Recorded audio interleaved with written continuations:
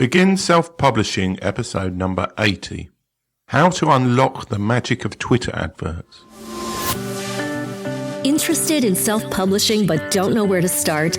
Want to get your book onto Amazon? Want to hold your paperback book in your hands? Learn how on the Begin Self-Publishing podcast with your host, Tim Lewis.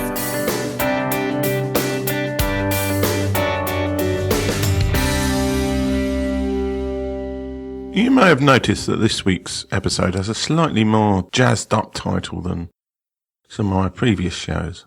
That's because I've started using a free service called CoSchedule's Headline Analyzer, which tells you if your headline for an article is a good punchy one or if it's quite unimpressive. Sadly enough, most of my original ideas for a title for this show were on the unimpressive side.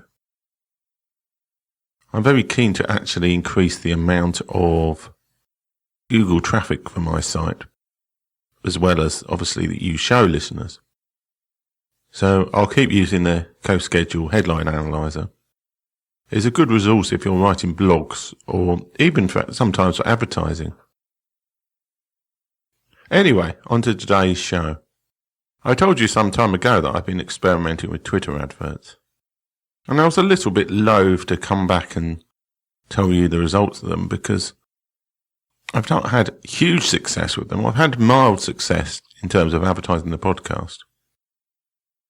But until recently, I haven't really worked out a way that I thought might have a good chance of working. I think I've stumbled across a technique with Twitter adverts, but while time-consuming and not necessarily a sure thing, I think will eventually give me some success in terms of advertising books using Twitter. Now, Twitter advertising is always a bit of a poor relation when it comes to social media marketing. A large chunk of this is due to the fact that Twitter themselves don't seem to really understand how to create a decent advertising platform. There's a lot of what you would call peculiar options within their advertising framework. While it's very powerful, and actually the analytics it gives you is way better than virtually any other advertising platform out there, they haven't done things like allow you to properly drill down into particular audiences within their platform. So you can say you want somebody who follows this person, but ideally you'd like to say somebody follows this person and follows this person.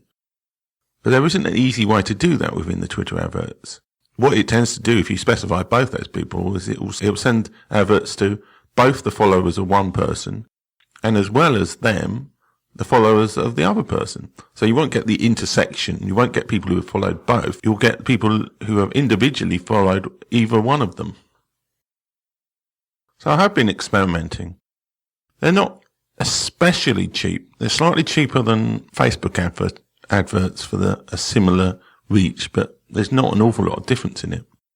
And obviously in terms of Facebook advertising, you've got fantastic array of options and you can do a lot more of that and targeting. So you can say people who like Kindle books and who like furry animals from the 14th century on Facebook. And you can't really as easily do that on Twitter. So I was close to giving up on the platform, but then I noticed this feature called tailored audiences. Now, tailored audiences, for those of you who are aware of Facebook adverts, are very similar to what are called custom audiences in Facebook advertising. So this is where you've got a set of people. It's usually used for people with email addresses. So you've got your email list of, say, 600 people who've signed up to your email newsletter. You can upload that to both custom audiences in Facebook and to Twitter tailored audiences. And then you'll be able to send adverts to those people. This is a broader context of what's known as remarketing. You can also put a little bit of code on your website and both Twitter and Facebook will build up a list of people who visited your website and then you're able to retarget them as well. Now, on the face of things, Twitter looks worse than Facebook in this regard because you need a minimum of 500 people on a Twitter tailored audience. So why am I so keen on Twitter tailored audiences? Why do I think they're actually the way to actually unlock the power of Twitter advertising? Well, there's a fundamental difference between Facebook and Twitter in terms of how the platforms work.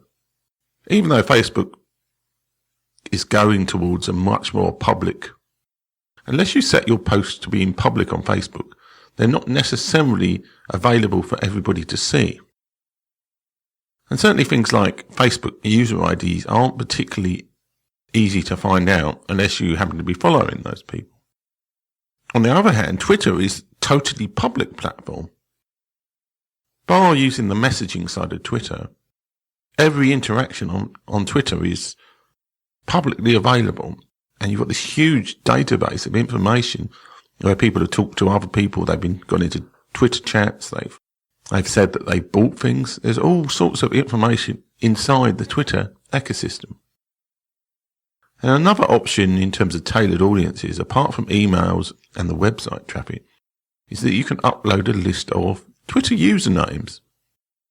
What occurred to me is that it's perfectly possible to use these tailored audiences to create your own custom lists of people to target on Twitter. So there are various tools out there, like the one I'm using at the moment is Twitonomy. They all seem to be paid, unfortunately, but Twitonomy's you can pay £20 for a month's access. And that lets you go in there and download spreadsheets full of people's usernames and the descriptions of their profiles based on who they follow. So let's say I go to Paul Teague, who's a previous guest on the show. I go to his Twitter following. I can download all of his followers in a big spreadsheet, and it will have their Twitter handle, have their description, have the number of followers they've got, the number of people they follow, and when they last tweeted. Now, if I'd just gone into the normal Twitter advert platform and selected Paul Teague as the target, then it would just send ads willy-nilly to all the people in that category, but they may not all be self-publishers. There may be people who follow him for other reasons. Or there may be people who are just running these large social media accounts where they just follow everybody. So there is no easy way to do that control within the Twitter advert framework. But if we export his list as a spreadsheet and then manually go through looking at descriptions, removing people with too many followers or too few followers, depending on your taste, then you get the ability to actually create a target audience that is much more suitable to what you're looking to advertise to. Now, I've been experimenting with this, and it does seem to give better results than just using the standard Twitter targeting framework options.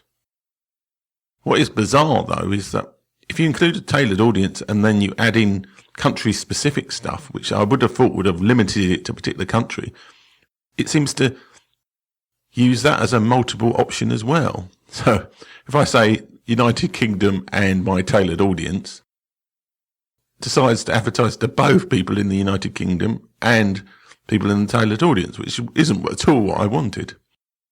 So you have to put in all of the targeting within the tailored audience. But this isn't necessarily an issue. Again, country and other things are available, and most of the extracts that you can do from within Twitter. So this does require quite a lot of work in Excel or whatever other platform you're using to whittle down and look and try and work out what is important, and who are the people who are actually most likely to buy your books. So I've been trawling through lots of Twitter accounts to do with fantasy and book reviewing and various other platforms. In fact, I've searched through the Kindle, the Nook, and other Twitter accounts, and I've been extracting people who are reviewers from those lists and creating a tailored audience. Now, I couldn't actually get up to 500 doing that, so I've added in a load of fantasy accounts and people who just say they read They put themselves as a reader within that account. And at the moment, I'm sending them lead ads to try and get them to download a copy of my first Magpies and Magic book. I'm really much more interested in reviews than I am in sale through. So I'm making the book free and saying like, well, this is a free copy. And I'm hoping that of those 550 people that I'm targeting, quite a few will actually sign up and download the book. But I think this is really just scratching the surface. I think with enough time and effort, especially if you really understand what your book is about, you could go through and trawl through hundreds of Twitter accounts looking for individuals who may be suitable and then sending them targeted advertising. The other thing you can do on Twitter Only is you can download who is in particular Twitter lists. You have to join them first, I think, to be able to do it. It's not the most easy platform to use, and there may be better ones out there.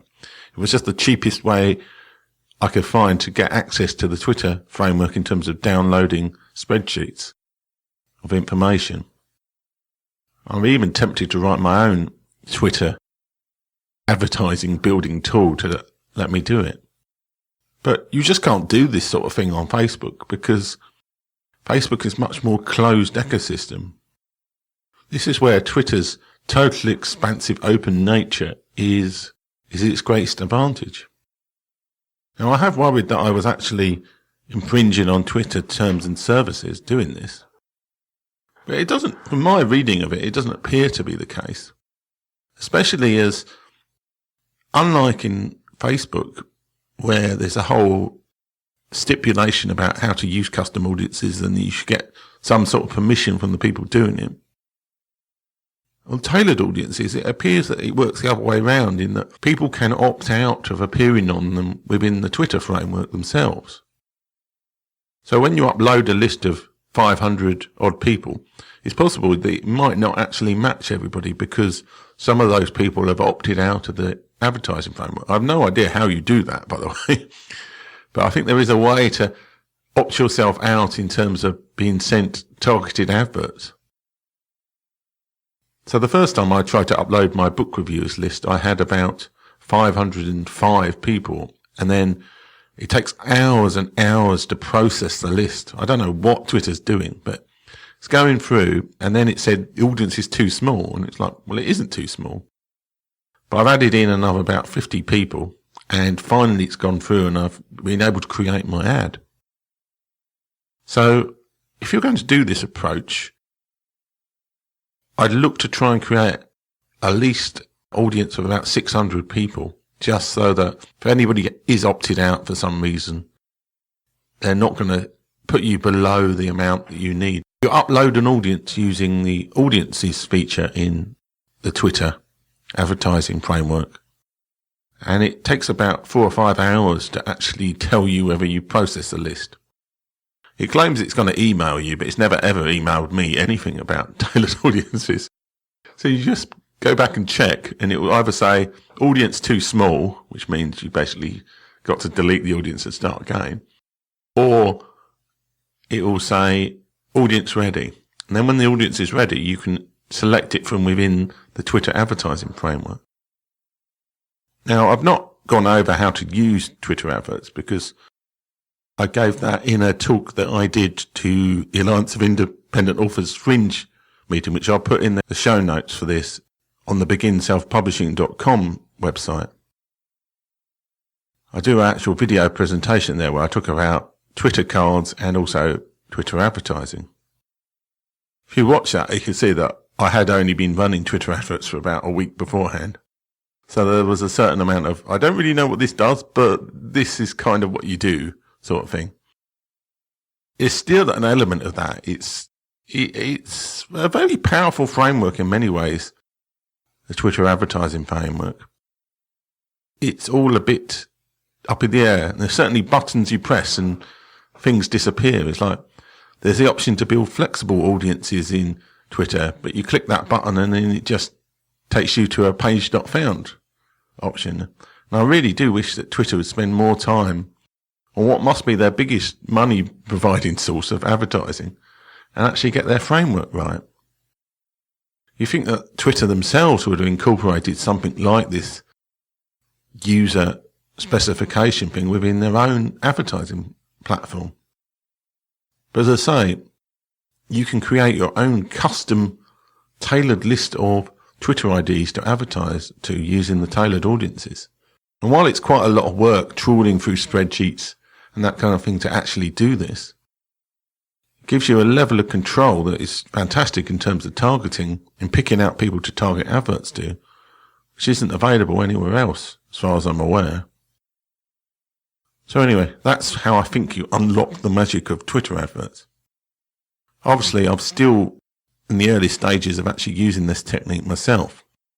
And I'm going to have to experiment in terms of how I actually slice and dice these spreadsheets full of users and who I look for in terms of followers, what works.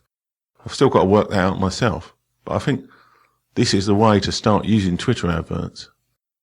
I wouldn't, of course, discourage anybody from using Facebook or any other advertising campaigns as well. But I'm just saying that I think Twitter is an underrepresented advertising framework for self-publishers. And I'm going to keep plugging away with it, and I'll let you know how I get on. Speak to you guys next week. Thanks for listening. If you enjoyed today's show, please stop by iTunes and rate and leave a review. This helps make the show more visible.